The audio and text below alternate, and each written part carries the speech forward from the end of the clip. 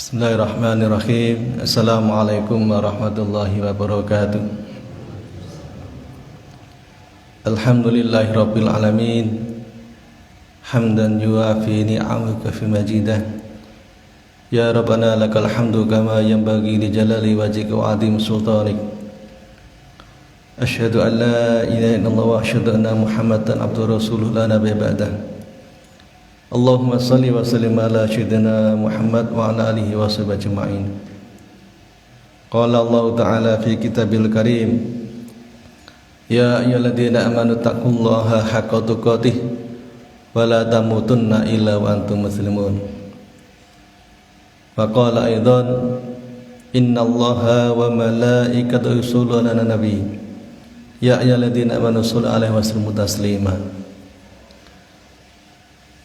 Bapak, mas-mas jamaah Masjid rahimakumullah, alhamdulillah, mari bersama-sama kita bersyukur pada Allah karena di kesempatan yang berbahagia ini kita senantiasa diberikan kenikmatan yang tidak ternilai, kenikmatan iman, kenikmatan kesempatan, kenikmatan kesehatan, dan juga kenikmatan berupa kesempatan untuk thalabul ilmi. Mudah-mudahan dengan kita menghadiri majelis ini merupakan salah satu bentuk rasa syukur kita pada Allah atas semua nikmat yang kita terima tadi itu, sehingga pada akhirnya Allah akan menambah, Allah akan menjempurnakan nikmat-nikmatnya yang lain sebagaimana dijanjikan, la in syakartum la azidannakum wa la in kafartum inna adzabi lasyadid. Salat dan salam mudah-mudahan tetap terlimpahkan pada baginda Rasulullah sallallahu alaihi wasallam yang senantiasa kita cintai, senantiasa kita rindukan, dan senantiasa kita dambakan syafaatnya. Dan mudah-mudahan kita semua yang hadir di sini kelak diakui sebagai umatnya plus diberikan syafaat oleh Rasulullah SAW. Hadirin rahimakumullah, pada malam hari ini saya ingin menyampaikan sebuah tema berkaitan dengan masalah wajibuna nahwar rasul. Wajibuna nahwar rasul, yaitu kewajiban-kewajiban kita kepada Rasul. Kita bersyukur pada Allah karena kita dijadikan umat beliau dengan segala macam keistimewaannya, sampai-sampai diriwayatkan bahwa Nabi Musa alaihissalam yang beliau adalah ulul azmi itu sempat minta pada Allah dijadikan umatnya Rasulullah SAW, Nabi Muhammad, cuma tidak diizinkan. Dan kita ini sudah jadi umatnya mestinya bersyukur. Di antara semua keistimewaan-keistimewaan yang ada, salah satunya adalah Nabi Muhammad itu diberikan hak oleh Allah, diberikan kesempatan oleh Allah untuk memberikan syafaat. Syafaat itu apa? Syafaat itu adalah pertolongan atau rekomendasi. Ya. Jadi syafaat itu seperti itu, pertolongan, rekomendasi, atau kata bilise bahasa kita sekarang itu. Jadi ini adalah sebuah hak yang luar biasa, dan itu diterangkan dalam riwayat hadis yang muttafaqun alaih. Ya Muhammad, irfa' rasak wasfa'tu syafa' was'al ta'tahu. Wahai Muhammad, angkatlah kepalamu, berilah syafaat, niscaya engkau akan diizinkan, dan mintalah, niscaya engkau akan dikabulkan. Jadi ini keterangan di sini adalah bahwa beliau nanti adalah manusia yang diberikan kesempatan memberikan syafaat. Riwayat itu menjelaskan bahwa setelah dibangkitkan kita dalam kubur, semua manusia sibuk mencari bantuan, mencari keselamatan, mencari pertolongan pada nabinya masing-masing, dan yang bisa adalah Nabi Muhammad. Jadi sekali lagi Bapak jamaah rahimakumullah, Jadi kita bersyukur atas semua nikmat Allah, diantaranya adalah kita dijadikan sebagai umatnya baginda Rasulullah SAW. Kita bersyukur situ, sehingga punya kesempatan untuk diakui sebagai umatnya sekaligus dapat syafaatnya. Sebab kalau kita ini jujur ya, kalau kita ini sportif, coba kita menoleh prestasi ibadah kita menoleh dosa-dosa yang kita lakukan, rasanya malu kita itu untuk masuk surga. Nanti kalau saya tanya, misalkan di antara jamaah ini yang pede masuk surga siapa? Nggak ada yang ngacung biasanya begitu. Nggak ada ya. Kenapa kita nggak pede? Ya karena kita itu menyadari betul bahwa kita itu ibadahnya nggak ada apa-apanya ya. Sholat ya seiling macam-macam ya. Dosa ya kalau pray-pray ini, belum lagi masalah urusan hati. Jadi kalau kita itu menoleh sesungguhnya, melihat prestasi ibadah kita, rasanya kita itu tidak pantas masuk surga. Sampai ada ulama yang membuat syair itu, ilahi las, dan seterusnya itu kan sebuah gambaran. Jadi yang membuat syair itu ulama sebenarnya, ulama besar. Ulama besar kita kenal dengan Abu Nawas ya, sesungguhnya ada nama aslinya itu. Ulama yang begitu luar biasa ilmunya, begitu luar biasa prestasi ibadahnya, itu loh masih nggak mampu, masih nggak pede dengan syairnya terkenal, ilah-ilah seterusnya itu. Beliau itu ulama besar, ibadahnya luar biasa, ilmunya luar biasa. Itu aja nggak pede, masih ngomong begitu. Ya, saya itu nggak layak masuk surga. Tapi kalau tidak ada rahmatmu, dan saya nggak kuat di neraka. Gitu. Apalagi kita. Gitu. Coba, ada nggak yang berarti angkat tangan? Saya pede masuk surga? Nggak ada. Kenapa? Tahu persis kita itu. Dosa nih kan pray-pray ini, maksiate gak pray-pray, kemudian apa namanya? Ibadah ngono iku, kadang-kadang gak kusuk, kadang-kadang ini macam-macam seperti itu membuat kita tidak pede itu. Maka di tengah ketidakpedean itu masih ada secercah harapan, ada kesempatan untuk kita itu direkomendasikan, kita ditolong. Siapa itu? Yaitu Nabi Muhammad. Oleh karena itu di kesempatan ini akan kita sampaikan beberapa hal yang berkaitan dengan kewajiban-kewajiban kita, supaya kita nanti itu diakui sebagai umatnya, sebagai orang yang kelak diberikan syafaat itu. Yang pertama adalah al-imanu bihi. Yang pertama adalah al-imanu bihi. Kita mengimani beliau, kita meyakini beliau bahwa pernah hidup seorang Rasul utusan Allah bernama Muhammad, dan seterusnya begitu. Sebab ada sekelompok orang nggak percaya itu nggak ada. Ya. Jadi kita meyakini beliau itu bahwa pernah ada seorang manusia yang lahir tahun sekian, riwayatnya sekian, gitu.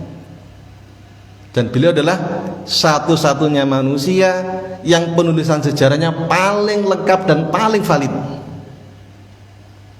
Sebab penulisan sejarah yang paling valid itu adalah hadis. Ya, itu paling valid. Nah, ketika kita mengimani beliau itu dengan syahadatnya, ya, syahadat itu kan syahadatain ya, ada dua ya, ada syahadat tauhid, ada syahadat rasul. Maka kita syahadat tauhid, meyakini Allah sebagai Tuhan kita, sebagai Rabb kita, sebagai ilah kita, dan bagaimana cara beribadahnya, bagaimana cara penghambaannya, itu berkaitan dengan syahadat rasul, yaitu mengikuti tata cara, etika, pedoman yang beliau ajarkan. Jadi sekali lagi, kalau kita mengimani beliau, meyakini Nabi Muhammad itu ada, maka syahadat kita harus syahadatain, syahadat tauhid dan syahadat rasul, dengan konsekuensi bahwa kita meyakini Allah sebagai Rabb kita, dan untuk menghambakan diri itu menggunakan tuntunan syariat baginda Rasulullah SAW. Jangan sampai kita itu mengakui Rabb kita Allah, mengakui Rasul kita Nabi Muhammad, praktek ibadahnya tidak menggunakan tuntunan beliau. Apakah ada? Bisa jadi ada, karena lebih meyakini keyakinan-keyakinan yang bukan berasal daripada beliau. Jadi harus begitu. Ya, misalkan mas-mas ini mau nikah, masih nikah ya, bagaimana tuntunnya beliau itu? Ada tuntunannya itu.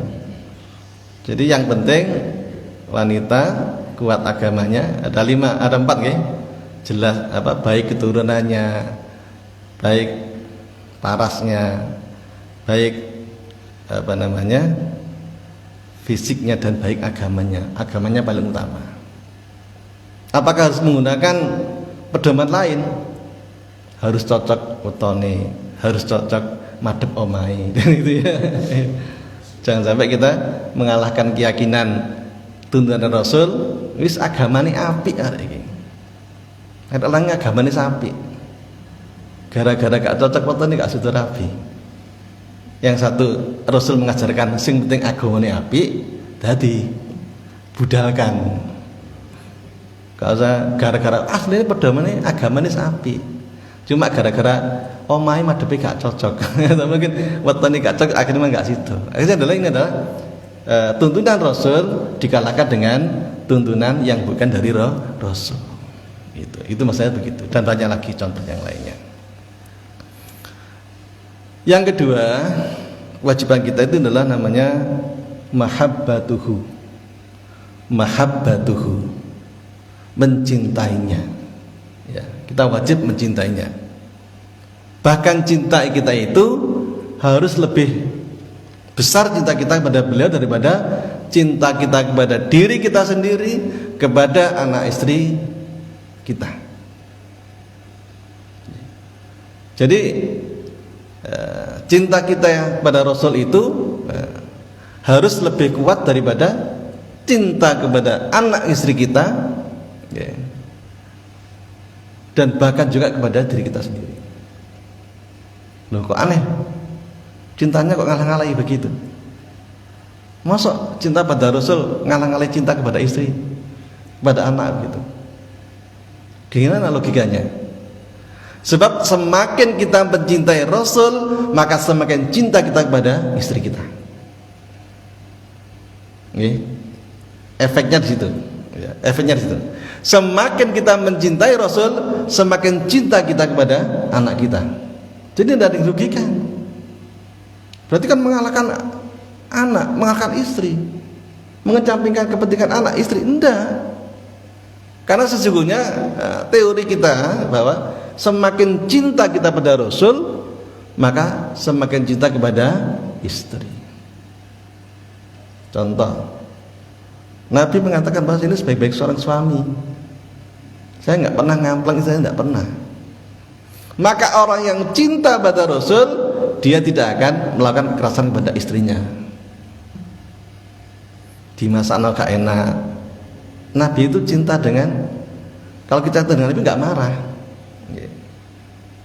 Bahkan kejeniusan Nabi itu adalah beliau itu pandai memanage peluang pertengkaran menjadi peluang untuk menjadi lebih romantis. Ini yang mungkin harus diperhatikan oleh mas-mas yang barangkali belum menikmati rumah tangga. Jadi sekali lagi hadirin Allah, semakin cinta kita kepada Rasul, mengalahkan cinta kita pada anak istri kita, maka efeknya adalah kita lebih mencintai anak istri kita dan juga pada diri kita sendiri. Ya. Suatu saat Nabi itu punya kebiasaan. Ya, niki mas-mas ini tolong. Nabi itu kalau minum biasanya sisanya untuk istrinya, diberikan untuk istrinya sebagian. Ya. Atau suatu saat Nabi ini minum nggak disisai istrinya, dihabiskan semuanya. Ketika hampir habis, istrinya, mas biasa jenengan lek ngombe gak dintekno kok dintekno. Kari titik, kari beberapa titik gitu. Akhirnya diberikan istrinya. Alhamdulillah ternyata rasanya tidak manis, rasanya asin. Salah dalam buat minuman itu. Ini sesungguhnya biasanya peluang pertengkaran, peluang marah diubah menjadi peluang kemesraan. Maka dengan demikian istrinya semakin sayang dengan itu. Banyak contoh yang lainnya itu, ya, banyak hal semacam itu. Jadi Nabi itu adalah pandai merubah peluang pertengkaran menjadi peluang untuk kemesraan. Oleh karena itu, semakin cinta kita pada Rasul, semakin cinta kita kepada anak istri, keluarga, dan pada diri kita sendiri. Yang ketiga adalah takzimuhu, ya, takzimuhu, ya, takzim. Itu menghormati. Jadi kita ini harus menghormati beliau, ya. Menghargai beliau. Meskipun dalam menghargai itu tidak berlebih-lebihan. Ya. Nabi itu tidak mau dilebih-lebihkan, ya. Ya, tapi menghormati, ya. Oleh karena itu kita hormati beliau, ya, karena beliau itu juga tidak gila hormat, ya. Tidak sampai misalnya, ya, ada raja yang kalau anggota keluarga atau rakyat itu jalan harus berangkang di depannya, seperti itu. Ada itu. Ya. Jadi kalau Nabi itu sempat ketika sedang sahabat duduk-duduk, Nabi datang, mereka berdiri, lantas oleh Nabi disuruh duduk, gitu. Jadi menghormati beliau, kata niku. Ya. Yang berikutnya adalah nusratuhu wa ta'zizuhu. Ya. Yang berikutnya adalah kita ini menolong dan membelanya. Nah, ini yang mungkin menjadi agak konsen kita di sini, ya, agak jadi perhatian kita, ya. Jadi kita ini disuruh kewajiban kita adalah membelanya. Padahal ayat berapa ini?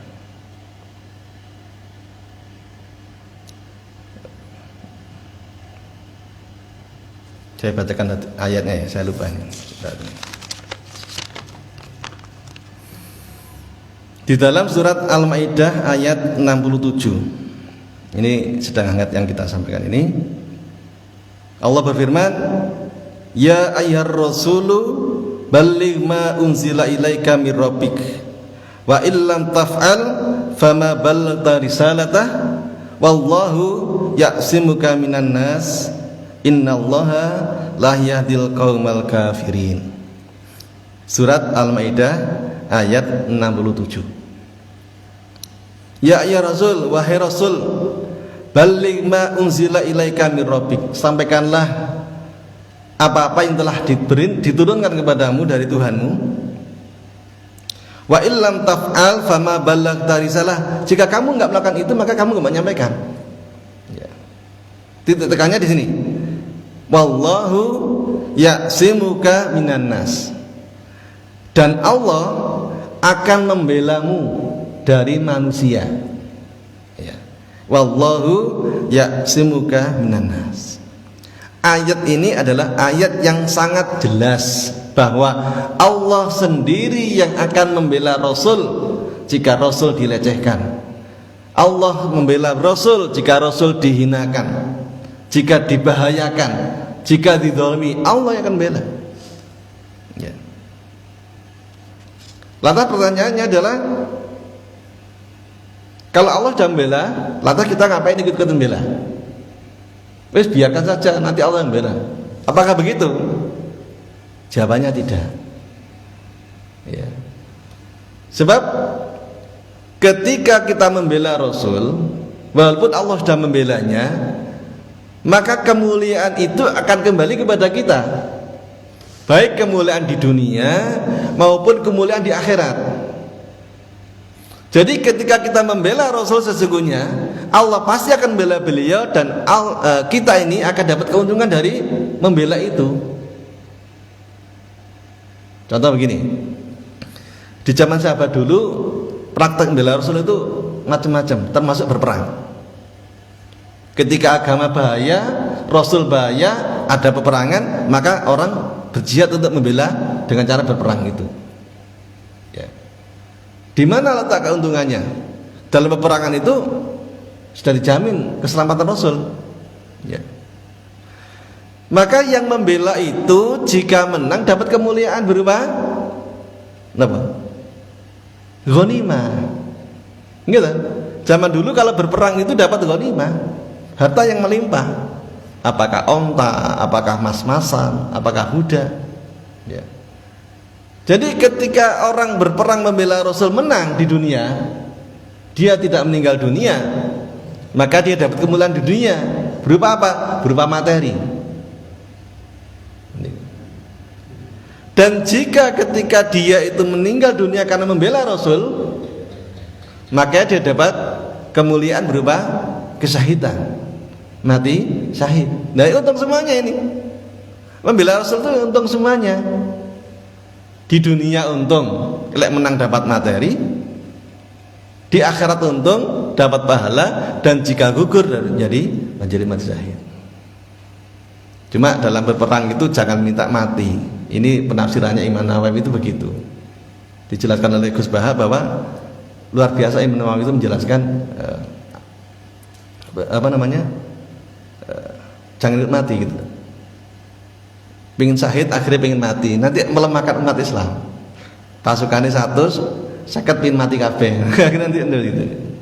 Jadi tetap ini. Sehingga Khalid bin Walid itu walaupun terkenal dengan pedang Allah, luar biasa jihadnya, tapi beliau termasuk yang meninggal di tempat tidur, bukan di peperangan seperti itu. Hikmahnya adalah menjadi kuat. Ya perang harus menang, ingin menang, jangan perang ingin kalah gitu. Ini tambahan saja. Jadi sekali lagi, ketika kita membela Rasul itu hendaknya akan kita dapatkan kemuliaan itu. Nah, dalam konteks sekarang hadirin rahimakumullah, perlu kita ingatkan bersama-sama. Jangan sampai niat membela Rasul, niat menolong Rasul ini menimbulkan luka di antara kita.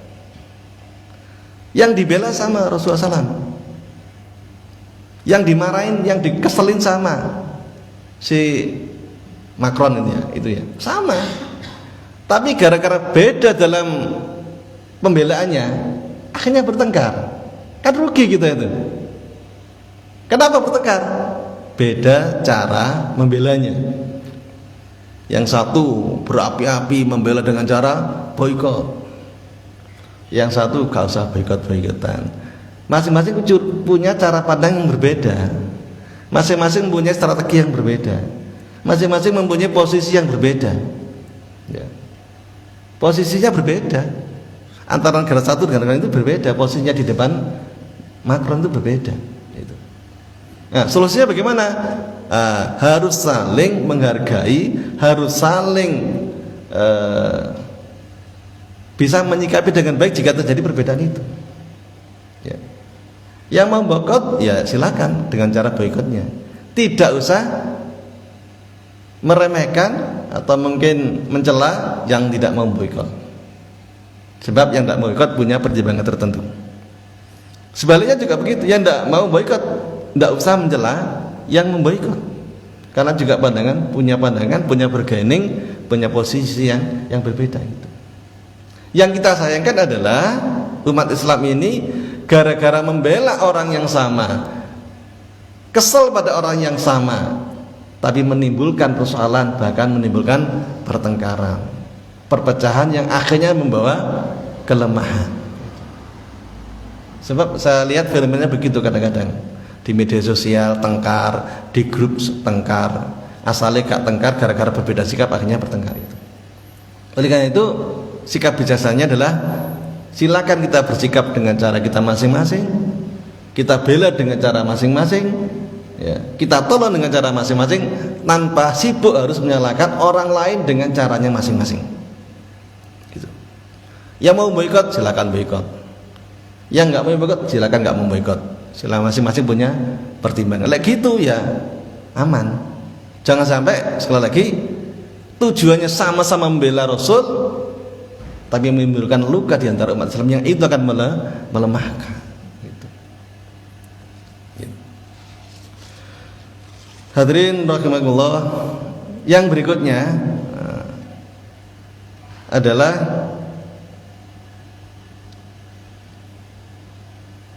Ihya'us sunnati. Ihya'us sunnati, menghidupkan sunnahnya gitu. Jadi kalau kita itu ingin dapat syafaat, hendaklah kita itu sebisa mungkin ya, semaksimal mungkin usaha yang sungguh-sungguh untuk mengikuti beliau, menghidupkan sunnah-sunnahnya ya. Apapun itu, dari hal yang paling besar maupun yang paling kecil. Dan jangan sampai kita ini karena nggak mampu mengikuti sunnahnya akhirnya malah membencinya. Jadi kalau nggak bisa melaksanakan semuanya, jangan tinggalkan semuanya. Ya sebisanya saja, tidak apa-apa gitu loh. Kemarin contohnya, bulan yang lalu kita ngaji tentang adabul Islamiyah kaitan dengan masalah makan. Kalau nggak bisa semuanya diikuti, ya jangan tinggalkan semuanya. Yang bisa-bisa saja diikuti gitu maksud saya. Gitu. Memang sunnahnya banyak, ya. Sunnahnya banyak, ya. Ya. Sunnahnya banyak. Kalau bisa semuanya. Kalau nggak bisa ya sebagian yang bisa kita lakukan. Ya. Contoh katakanlah kalau kita itu kemarin ya saya sampaikan sebelum kalau makan pakai tangan dijilati dulu sebelum dicuci atau dilapi. Itu jangan dibenci, jangan cepat menyalahkan karena ada hikmahnya. Sebab di sela-sela jari ini mengandung semacam enzim untuk membantu pencernaan. Juga yang belum sempatnya saya singgung masalah meniup makanan. Nabi melarang. Itu sunnahnya ya. Jadi kenapa? Karena ternyata karena proses meniup itu H2O ketemu dengan yang keluar dari perut kita ini ternyata jadi larutan asam dan itu bahaya bagi tubuh. Oleh karena itu kalau makan panas jangan ditiup, tapi lagi dikipasi boleh, yang ini boleh. Tapi ditiup tidak boleh, atau ditunggu sampai dingin dulu. Gitu. Dan juga yang seringkali hadirinullah jangan makan dengan tangan kiri. Nabi menyampaikan ini, bisa sampaikan di bulan kemarin tidak saya sampaikan, belum sempat. La ta'kulu bisimal inna syaitana ya'kulu bisimal. Janganlah engkau makan dengan tangan kiri sebab setan makan dengan tangan kiri. Jadi kalau kita makan hendaknya dengan tangan kanan. Bagaimana Pak kalau kita makan veggie, ada veggie dan lomboknya, ya pakai cara begini. Iki veggie ini, iki lomboknya kan begini ya, gini gitu. Niat sunnah ini dapat pahala terus. Jangan sampai jadi alasan gitu. Iya. Jadi kita berupaya mencintai beliau, menghidupkan sunnah-sunnah beliau dari yang paling kecil maupun yang paling besar. Insya Allah manfaat bagi kita, bagi fisik kita, bagi akhirat kita, pasti manfaat. Tidak ada yang tidak manfaat, semuanya manfaat. Cuma kadang-kadang yang kita tidak tahu. Gitu. Yang berikutnya, hadirinallah, adalah iksarus sholawat, memperbanyak sholawat. Nah ini, memperbanyak sholat. Tadi kita sampaikan di dalam Al-Quran surat apa ini? Al-Ahzab ayat 56. Innallaha wa malaikatahu yusholluna 'alan nabi ya ayyuhalladzina amanu shollu 'alaihi wa sallimu taslima. Ini ayat yang mungkin sudah sering kita dengar dan sering kita hafalkan gitu. Memperbanyak sholawat. Allah bersolawat, malaikat bersolawat, kita disuruh bersolawat. Apa bedanya? Kalau Allah bersolawat itu berarti Allah memberikan rahmat. Okay? Jadi kalau Allah bersolawat itu berarti Allah memberikan rahmat pada Rasulullah SAW. Kalau malaikat yang tidak punya dosa bersalawat kepada beliau itu berarti mendoakan. Maka kita, kalau Allah sudah bersalawat berwujud rahmat, kalau malaikat sudah bersalawat berwujud doa, lantas apa fungsi salawat kita? Apanya yang kurang? Tidak ada yang kurang, sudah cukup. Allah memberikan salawat itu sudah cukup, malaikat memberikan salawat itu sudah cukup. Jumlah malaikat lebih banyak daripada manusia. Doa malaikat lebih mustajabah sebab malaikat tidak berdosa. Lah kita ini kok masih disuruh salawat? Apa Nabi masih kurang penghormatan? Kenapa kita masih disuruh salawat oleh Nabi kepada beliau? Salawat toh. Ya. Apa masih kurang? Ternyata usut punya usut. Ketika kita bersalawat pada Nabi itu ujung-ujungnya kembali kepada diri kita masing-masing. Okay? Ujungnya kembali pada kita masing-masing. Sebab Nabi menyampaikan, man shalla alayya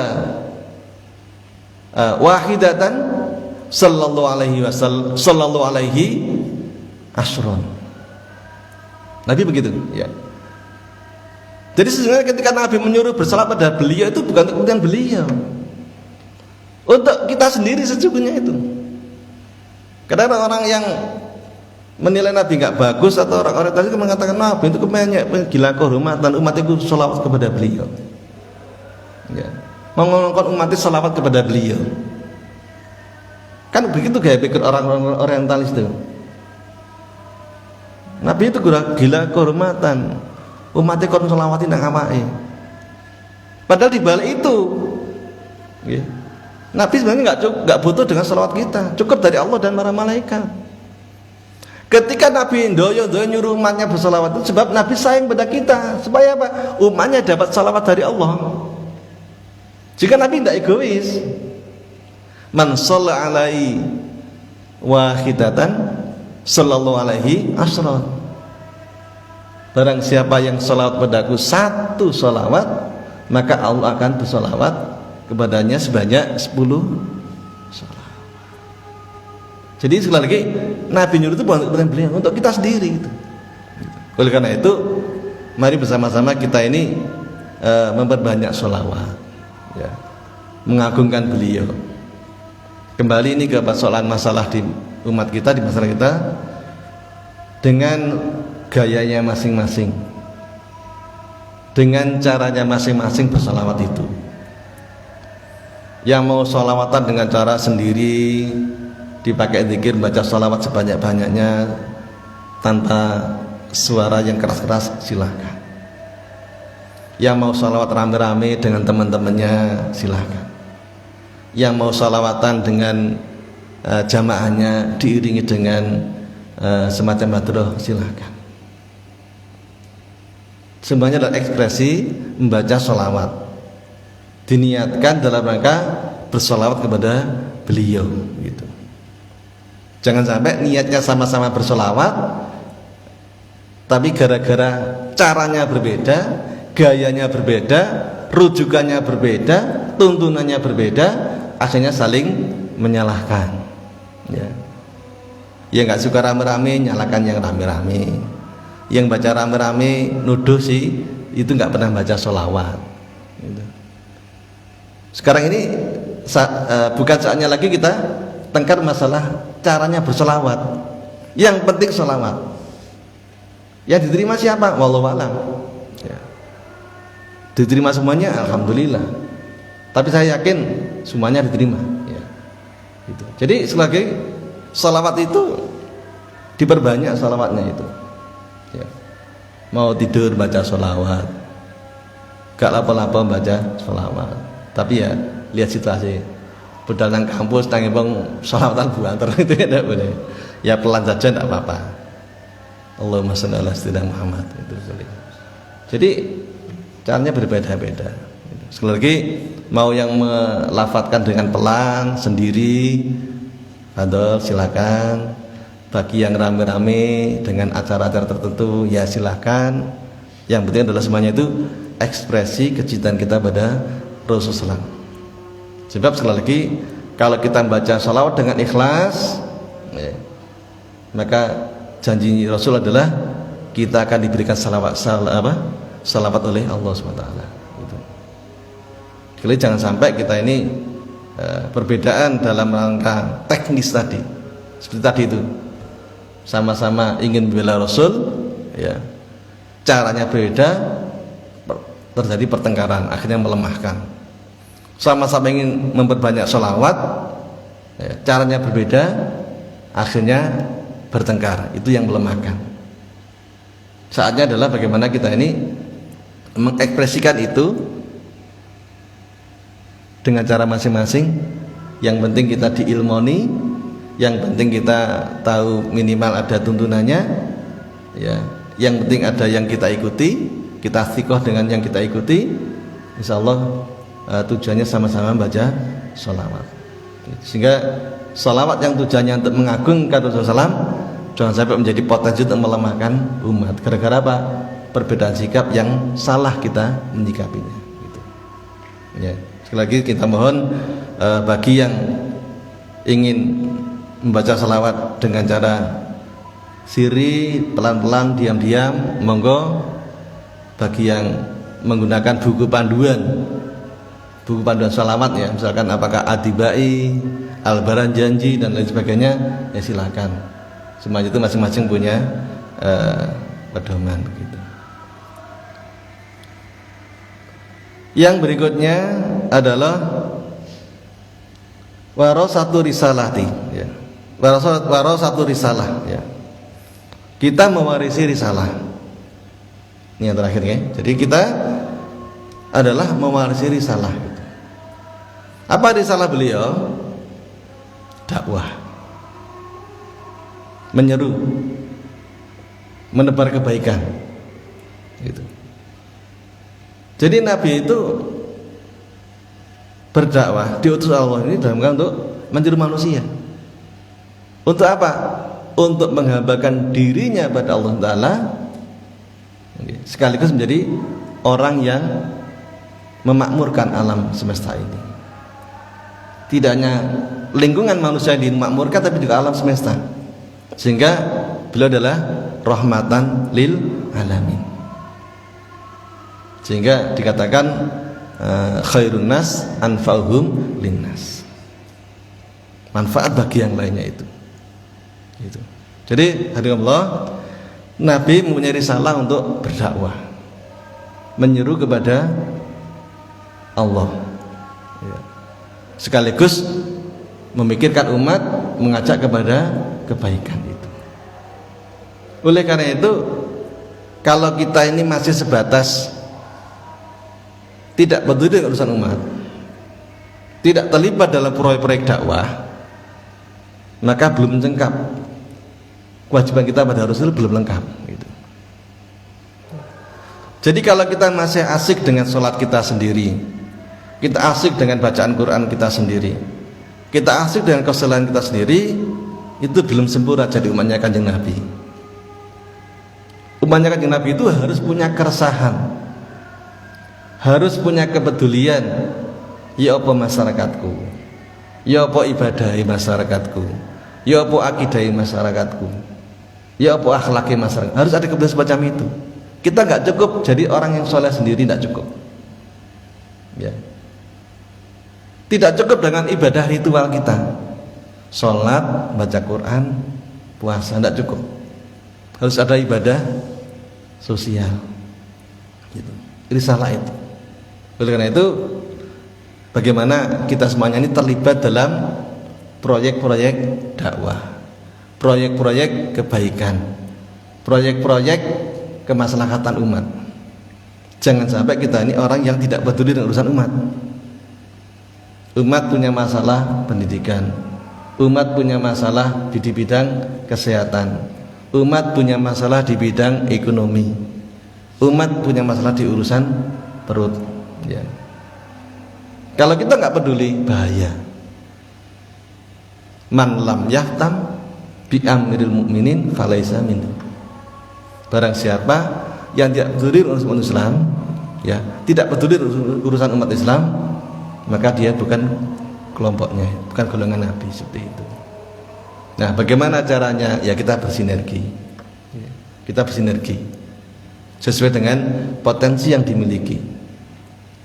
Yang punya ilmu Quran, bacanya bagus, jadi imam, ngajar ngaji, memperkenalkan Al-Quran kepada masyarakat. Gak iso ngaji, gak semula ngaji, tapi duwe gaji. Gitu gaji. Di atas gajinya rata-rata, bantu dakwah dengan gajinya itu. Ya. Gaji ini pas-pasan, ya. Gak iso ngaji, bantu dengan tenaganya, dengan pikirannya. Gitu. Semuanya bermasing-masing. Itu.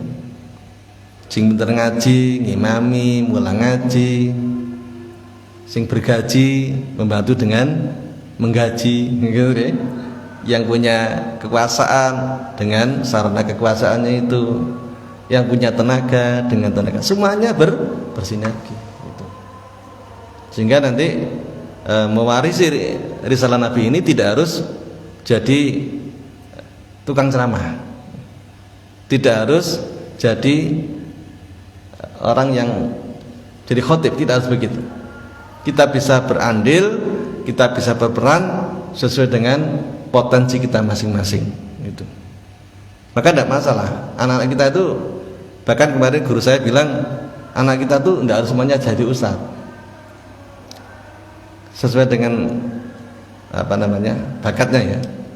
Yang bakat jadi teknokrat ya jadikan teknokrat, yang bakat jadi militer ya jadikan militer, yang bakat jadi pengusaha jadikan pengusaha. Jadi anak ilmu saya itu jangan semuanya mondok. Leso ono sing sekolah kedokteran, ono sing di militer, ono sing di pengusaha, macam-macam begitu. Jadi ada saling mendopang nanti itu, ya itu. Jadi sekali lagi mewarisi risalah Nabi itu bentuk kita membutuhkan dakwah beliau, bentuk kepedulian beliau kepada kesejahteraan umatnya. Itu. Oleh itu kita nggak boleh jadi orang yang nggak punya peran. Masing-masing harus berperan sesuai dengan potensi yang Allah berikan itu, sesuai dengan bakat yang diberikan seperti itu. Saya itu ya dulu itu pernah ngaji qiraah itu pernah ya. Nggak jangan kenal namanya Ustadz Misbah Munir, tangan kanannya santri Ustadz Basri Alwi Singosari. Itu saya ngajinya beliau itu. Tapi karena nggak bakat, ya bacaannya nggak seperti gak enak bacaan seperti itu. Nggak seperti imam yang biasanya tampil seperti itu. Ya, nggak seperti itu, nggak bagus gitu. Makanya dalam teori imam itu kan diantara imam itu adalah yang paling bagus bacaannya, gitu. Yang paling tua itu urusan keri-keri gitu. Yang paling bagus bacaannya seperti itu, harus jadi imam seperti itu. Saya itu sudah belajar ngoyo, cuma mungkin karena keterbatasan saya sehingga bacaannya itu nggak enak didengarkan. Ya, tapi nggak enak ya, tapi ya biasa-biasa saja lah, nggak ngono sampai kerasan. Misalkan lek suron enak kan masih surone ngimami agak panjang kan enak-enak saja ya. Wis suarane gak karu-karuan, duwawa pisane gitu. Maka itu bersyukurlah diberikan kelebihan di bidang seperti itu. Karena nggak semuanya di situ. Nggak semuanya bisa seperti itu, maka saling menopang, saling bersinergi gitu. Yang penting adalah sekali lagi warasatul risalah itu adalah mewarisi risalah beliau. Kita jadi orang-orang yang mewarisi risalahnya. Apa itu dakwah? Menyeru, mengajak kepada Allah, peduli dengan urusan umat, memikirkan kesejahteraan umat. Itulah tugas Rasulullah SAW gitu. Lahir batin diperjuangkan, lahir batin diopeni gitu. Sesuai dengan potensi yang kita miliki, baik itu dengan ilmu, dengan kekuasaan, dengan harta, atau dengan yang lainnya gitu. Jamaah rahmatullah, itu ya beberapa hal yang merupakan kewajiban kita pada Rasul. Mudah-mudahan kita mampu melaksanakannya, mampu menunaikannya sekuat mungkin ya, semaksimal mungkin kita laksanakan semuanya itu ya. Sehingga dengan demikian, dengan izin Allah, nanti kita kelak diakui sebagai umatnya dan dapat syafaat daripada Rasulullah SAW. Mungkin ada waktu tanya jawab atau pas isya. Monggo yang mungkin ada yang pertanyaan dari jamaah.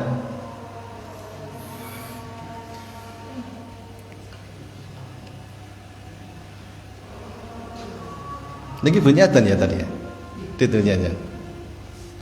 Baik, kalau dari jamaah tidak ada, sekali lagi mudah-mudahan tidak adanya karena sudah jelas, sehingga teori ini, ilmu ini tidak cukup kita dengarkan, tidak cukup kita hafalkan, yang penting adalah kita amalkan. Siapa saja, semuanya. Saya berusaha mengamalkan, jenengan berusaha mengamalkan, sehingga nanti kelak insyaallah sama-sama diakui sebagai umatnya, sama-sama dapat syafaatnya, dan akhirnya sama-sama dikumpulkan di surganya Allah Subhanahu wa taala. Al-Fatihah. Bismillahirrahmanirrahim. Allahumma shalli wa sallim ala sayyidina Muhammad. Alhamdulillahi rabbil alamin. La ilaha illa anta subhanaka inna kunna minadh dhalimin. Rabbana dhalamna anfusana wa illam taghfir lana wa tarhamna lanakunanna minal khasirin. Allahumma ighfir lana wa li walidina warhamna kama rabbana shighara. Rabbana hab lana min azwajina wa dhurriyyatina qurrata a'yun waj'alna muttaqina imaman.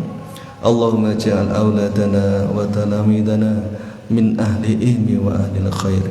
Allahumma innaka ta'lamu anna hadhil qulub qad istamat ala mahabbatik wal taqat ala ta'atik wa tawahadat ala da'watik wa ta'ahadat ala nusrati syariatik.